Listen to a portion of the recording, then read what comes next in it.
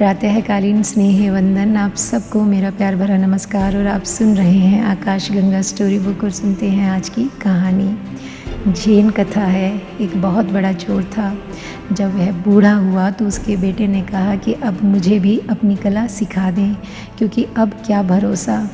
वह चोर इतना बड़ा चोर था कि कभी पकड़ा ही नहीं गया और सारी दुनिया जानती थी कि वह चोर है। उसकी खबर सम्राट तक को थी। सम्राट ने उसे एक बार बुलाकर सम्मानित भी किया था कि तू अद्भुत आदमी है, दुनिया जानती है, हम भी जानते हैं कि तू चोर है। तूने कभी इसे छिपाया भी नहीं, लेकिन तू कभी पकड़ा भी नहीं गया। तेरी कला अद्भुत है। तो बूढ़े पिता ने अपने बेटे से कहा कि यह कला तू जानना चाहता है तो सिखा दूंगा। कल रात तू मेरे साथ चलना। वह कल अपने लड़के को लेकर गया। उसने सेंध लगाई और लड़का खड़ा देखता रहा। वह इस तरह सेंध लगा रहा था, इतनी तन्मयता से कि कोई चित्रकार जैसे चित्र बनाता हो, कि कोई मूर्तिकार मूर्ति बनाता हो, कि कोई भक्त मंदिर में पूजा करता हो। ऐसी तन्मयता, ऐसा लीन, इससे कम में काम भी नहीं चलेगा। वह मास्टर थीफ था। वह कोई साधारण चोर नहीं था, सैकड़ों चोरों का गुरु था। वह लड़का कांप रहा था खड़ा हुआ। रात ठंडी ही नहीं थी, बल्कि कंपकपी भी छूट रही थी। उसकी रीढ़ में बार बार घबराहट पकड़ रही थी। वह चारों तरफ चौंक चौंक कर देखता था, लेकिन बाप अपने काम में लीन था। उसने एक बार भी आंख उठाकर यहाँ वहाँ नहीं देखा। चोरी की सेंध तैयार हो गई। बाप बेटे को लेकर अंदर गया। बेटे के तो हाथ पैर कांप रहे थे। ज़िंदगी में ऐसी घबराहट उसने कभी जानी नहीं थी। और बाप ऐसे चल रहा है जैसे अपना घर हो। वह बेटे को लेकर अंदर गया। उसने दरवाजे के ताले तोड़े और फिर एक बहुत बड़ी अलमारी में, वस्त्रों की अलमारी में उसका ताला खोला और बेटे को कहा कि तू अंदर जा। बेटा अलमारी में अंदर गया। बहुमूल्य वस्त्र हैं, हीरे जवाहरात जड़े वस्त्र हैं। और जैसे ही वह अंदर गया तो बाप ने ताला लगाकर चाबी अपने खीसे में डाल ली और लड़का अंदर चाबी खीसे में डाली और बाहर गया। दीवार के पास जाकर ज़ोर से शोरगुल मचाया, चोर चोर चोर, और सेंध से निकलकर अपने घर चला गया। सारा घर जाग गया, पड़ोसी जाग गए। लड़के ने तो अपना सिर पीट लिया कि यह क्या सिखाना हुआ। मारे गए, अब तो कोई उपाय भी नहीं छोड़ गया पिता निकलने का। चाबी भी साथ ले गया, ताला भी लगा गया।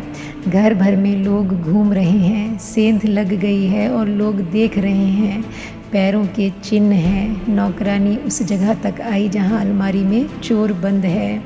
उसे कुछ नहीं सूझ रहा, क्या करे। बुद्धि काम नहीं देती।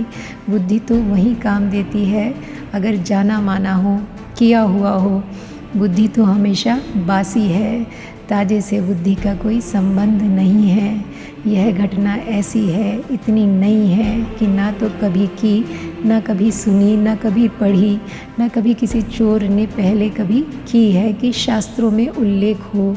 कुछ सूझ नहीं रहा।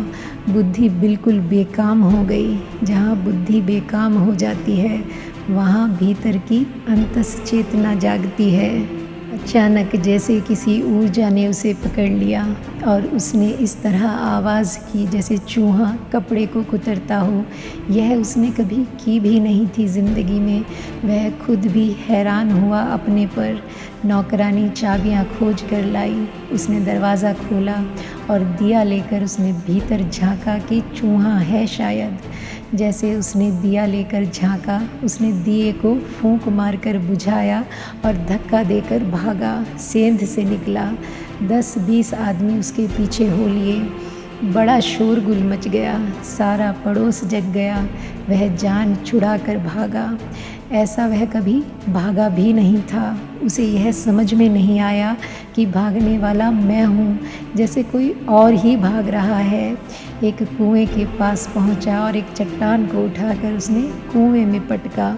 उसे यह भी पता नहीं कि यह मैं क्या कर रहा हूँ, जैसे कोई और करवा रहा है। चट्टान कुएं में गिरी। सारी भीड़ कुएं के पास इकट्ठी हो गई। समझा कि चोर कुएं में कूद गया। वह झाड़ के पीछे खड़े होकर सुस्ताया और फिर घर गया। दरवाजे पर दस्तक दी और उसने कहा कि आज इस बाप को ठीक करना ही पड़ेगा, यह क्या सिखाना हुआ। अंदर गया तो बाप कंबल ओढ़े आराम से सो रहा था। उसने कंबल खींचा और कहा कि क्या कर रहे हो, तो वह तो खुराटे ले रहा था। उसने जगाया। उसने कहा कि यह क्या है, मुझे मार डालना चाहते थे। तो बाप ने कहा कि तू आ गया, बाकी कहानी सुबह सुन लेंगे, मगर तू सीख गया, अब सिखाने की कोई ज़रूरत नहीं है। तो बेटे ने कहा कि कुछ तो कहो, कुछ तो पूछो मेरा हाल, क्योंकि मैं सो ना पाऊँगा। तो बेटे ने सब हाल बताया कि ऐसे ऐसे हुआ। तो बाप ने कहा कि बस तुझे कला आ गई, तुझे आ गई कला, यह सिखाई नहीं जा सकती, लेकिन तू आखिर मेरा ही बेटा है, मेरा खून तेरे शरीर में दौड़ता है, बस हो गया, तुझे राज मिल गया। क्योंकि चोर अगर बुद्धि से चले तो फंसेगा, वहाँ तो बुद्धि छोड़ देनी पड़ती है, क्योंकि हर घड़ी नई है, हर बार नए लोगों की चोरी है, हर मकान नए ढंग का है, पुराना अनुभव कुछ काम में नहीं आता। वहाँ तो बुद्धि से चले कि उपद्रव में पड़ जाओगे, वहाँ तो अंतस चेतना से चलना पड़ता है। जैन फ़कीर इस कहानी का उल्लेख करते हैं। वे कहते हैं कि ध्यान की कला भी चोरी जैसी है, वहाँ इतना ही होश चाहिए, बुद्धि अलग हो जाए, सजगता हो जाए। जहाँ भय होगा वहाँ सजगता हो सकती है, जहाँ खतरा होता है वहाँ तुम जाग जाते हो, जहाँ खतरा होता है वहाँ विचार अपने आप बंद हो जाते हैं। और आज के लिए बस इतना ही। आपके जीवन में नए उजाले हों, नई रोशनी हो, खुशियाँ हों, यही शुभ आकांक्षा है। और मिलते हैं फिर एक नई कहानी के साथ। तब तक के लिए thank you God and thank you universe.